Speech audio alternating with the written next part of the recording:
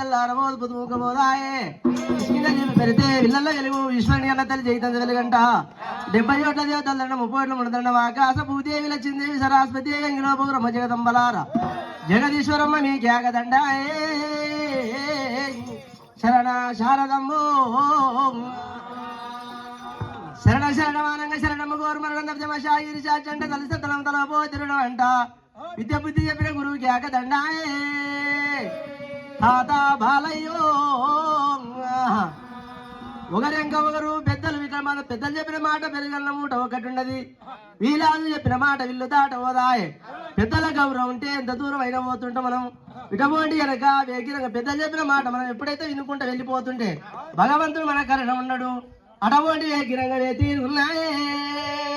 శంకరుడు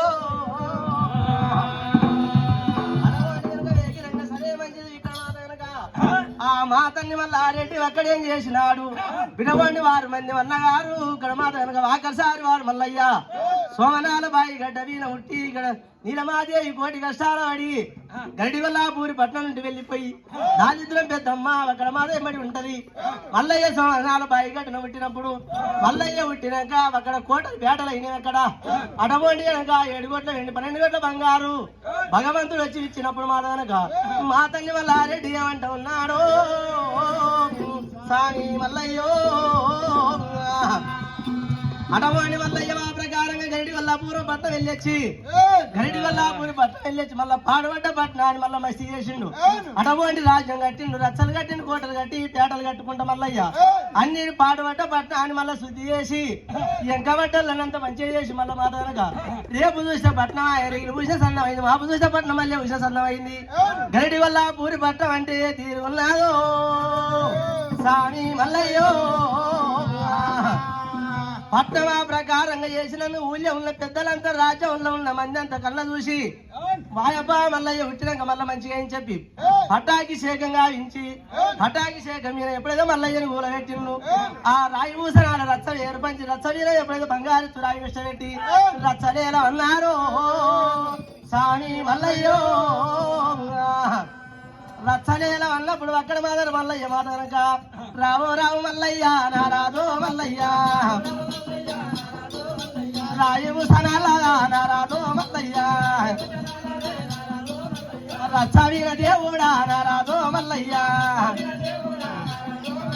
బంగారీ తూరాయి నారాదో మల్లయ్య పెట్టుకున్నాడా నారాదో మల్లయ్య రచ్చలేలా నారాదో మల్లయ్య రాజవేరా నారాదో మల్లయ్య అన్నం లేని వాళ్ళక నారాదో మల్లయ్య అన్నం పెట్టేరా నారాదో మల్లయ్య పెళ్లి అని వారికి నారాదో మల్లయ్య పెళ్లిలో చేసేరా నారాదో మల్లయ్య ఇంకా వాటల్లా నారాదో మల్లయ్య వాదుకున్న దేవుడా నారాదో మల్లయ్య నా దేవుడొక్క ఉండాని నారాదో మల్లయ్య అటపోని మల్లయ్య అక్కడ రచ్చలేదా ఉంటే అక్కడ మాదగరగా శివల్ల మేఘంలా శంకరుడు ఏమంటా ఉన్నాడు శివల్ల మేఘంలా శంకరుడి కళ్ళ చూసి ఏమంటా ఉన్నాడు స్వామి మల్లయ్యో ఏమి మల్లయ్య అన్నం లేని వాళ్ళకి అన్నం పెడతా ఉన్నాడు పెళ్లి అని వారికి పెళ్లి చేస్తామన్నాడు జోయిజంగా వాళ్ళకి అంత దాన ధర్మం చేస్తామన్నాడు అటపోండి వెనక ఏడుదని చెప్పి ఇక్కడ మాట వెనక పెళ్లి అని వాడు రచ్చలేదా ఉండడు రాజ్యవేళ పెట్టని చెప్పి శివల్ల మేఘంలో శంకర విష్ణుముగ్గురు వాళ్ళు కళ్ళ చూసి ఏమనంటా ఉన్నాడా నా శంకరుడా అమ్మా ఏమనంటా ఉన్నాడా నా శంకరుడా అమ్మా నాడు లేని గంటాలో నా శంకరుడా అమ్మా 40 లక్షలు కట్టేనా నా దంగమయ్యా అమ్మా వడుపు లేని గంటలా నా శంకరుడా అమ్మా 1,000,000 కట్టేనా నా శంకరుడా అమ్మ పీడి లేని గంటలు నా దంగమయ్యా మళ్ళా పిప్పటి కట్టేనా నా దంగయ్యో అమ్మ రాండే వచ్చేనా నా శంకరుడా కంచు మేఘ రత రాజంగా అమ్మ పూని నాడు దేవుడు రాజంగా అయ్యో అమ్మ పూల మేఘ రత రాజంగా అయ్యా. హలో ఆపేసాలి, వేరే బ్యాచ్ రావాలి, వచ్చేరా రాజంగా అయ్యో వేరే బ్యాచ్ వేరే బ్యాచ్. అమ్మ యాడికి చేరా వచ్చేరా నా శంకరుడంగా అమ్మ పూలో కానగరా రాజంగా అయ్యో భూలోక నగరం ఎప్పుడైతే వేగిరంగ మాతల్ని వల్ల శంకరుడు ఎప్పుడైతే వెళ్ళి వచ్చినాడు